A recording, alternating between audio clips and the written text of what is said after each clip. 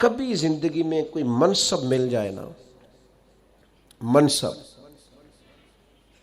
تو اس منصب کو اپنی زندگی میں بگاڑ کا سبب نہیں کرنا۔ یہ جو ہمارے استاد ہوتے ہیں نا، الف با تا سا پڑھانے والے، اور شروع میں اسکول میں پرائمری پڑھانے والے، آپ پی ایچ ڈی بھی کر جائیں نا، استاد میٹرک ہے، آپ پی ایچ ڈی بھی کر جائیں تو استاد نے پھر بھی استاد ہی رہنا ہے۔ ہمیں نہ ذرا کوئی منصب ملتا ہے نا ذرا، یعنی جو کل کو تنقید کر رہے ہوتے ہیں نا حکومت کچھ نہیں کر رہی، جب انہیں حکومت ملتی ہے نا پھر ان کو پتہ چلتا ہے اوہو کچھ ہو ہی نہیں سکتا، خزانہ ہی خالی ہے، حالات ہی خراب ہیں، پچھلوں نے کچھ نہیں کیا۔ بھئی آپ کو منصب ملا، آپ بدل گئے۔ آپ تو کہہ رہے تھے یہ پیچھے ہٹیں، یہ نکمے، ہم آئیں گے تو کمال ہو جائے گا، اب کمال کر کے دکھائیں۔ اب نکموں کا رونا کیوں روتے ہیں؟ منصب لوگوں کو ملتا ہے تو لوگوں کے پاس پیسے آتے ہیں تو پھر ان کو غریب بندہ ہی کو نہیں نظر آتا۔ جس کے پاس گاڑی ہو وہ کبھی نہیں کہے گا آپ سے کہ یار گجرانوالہ کرایہ بڑا ہو گیا ہے، کبھی نہیں کہے گا، چونکہ اس کا مسئلہ پٹرول ہے، اس کا مسئلہ کرایہ نہیں ہے۔ ہوتا یہ ہے کہ منصب ملتا ہے تو لوگوں کی طبیعت میں بگاڑ آ جاتا ہے۔ کوئی تو ہو نا جو آپ کو کہے وہ ادھر آئے نا، اس میں بھی ایک لذت ہے۔ اگر انسان کے منصب نے اس میں بگاڑ پیدا، ہمارے منصب ہماری طبیعتوں میں، بڑا ظالم نہیں جو اپنی اماں کو بھی کہتا ہے کہ میں حضرت ہوں، میں ٹیچر ہوں، میں مالدار ہوں، ابا جی کو بھی کہتا ہے۔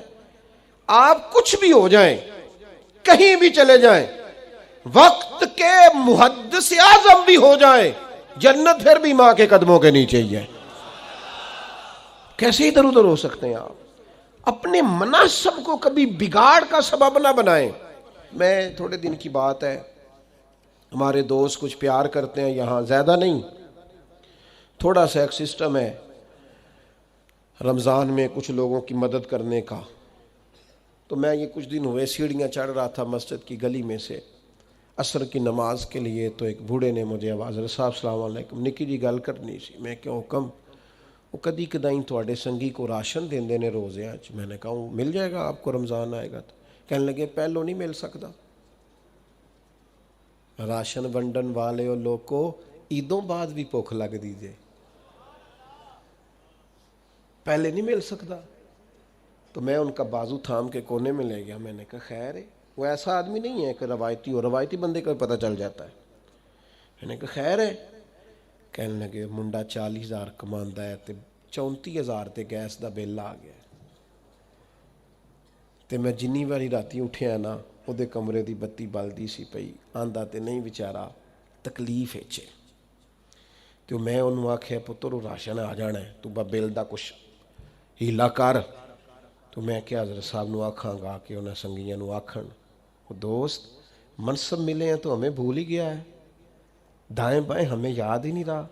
ہمارا خیال ہے سارا خرچہ ایم این اے صاحب ہی آ کے کریں گے، وہ تو پہلے پورا کریں گے جو انہوں نے لگایا ہے۔ غریبوں کے اشک کون پونجے گا؟ کون خیال کرے گا؟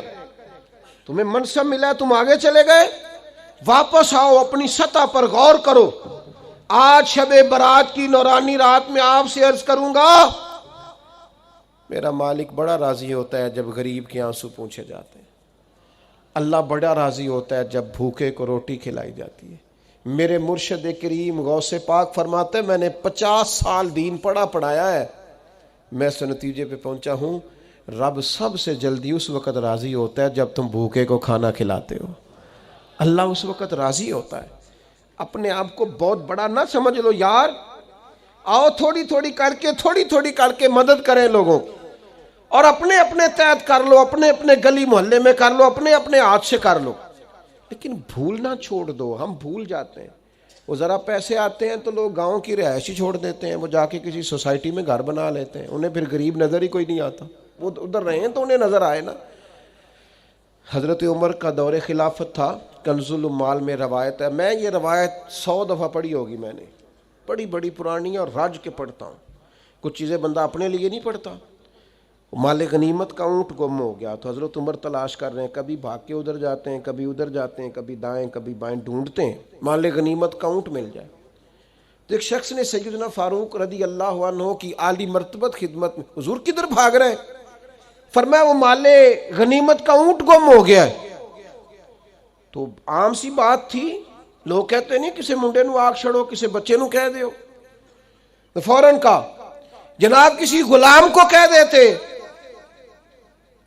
تو حضرت عمر ٹھہر گئے, رخ پیچھے کیا اور پھر ڈب ڈباتی آنکھوں سے آنسو چھلکے فرمانے لگے, تمہیں خطاب کے بیٹے عمر سے بڑا غلام کو نظر آتا ہے؟ میں بھی تو غلام ہی ہوں نا, میں بھی تو غلام ہوں, غلام ہی ڈھونڈ رہا ہے. میں اور کسی کو کیا غلام سمجھوں, میں بھی تو غلام ہی ہوں. 24 لاکھ مربع میل کا حکمران اور فرما بردار ایسے کہ عمر اشارہ کریں تو لوگ جانے ہتھیلیوں پہ رکھ کے آ جائیں, پر وہ فرماتے ہیں غلام ہی تو ہوں, میں غلام ہی ہوں. میرے دوست, منصب ملے ہیں تو ہم بڑی چیزیں بھولتے جا رہے ہیں. منصب ملنے پر چیزوں کو نہیں بھلائیں, لوگوں کا خیال کریں.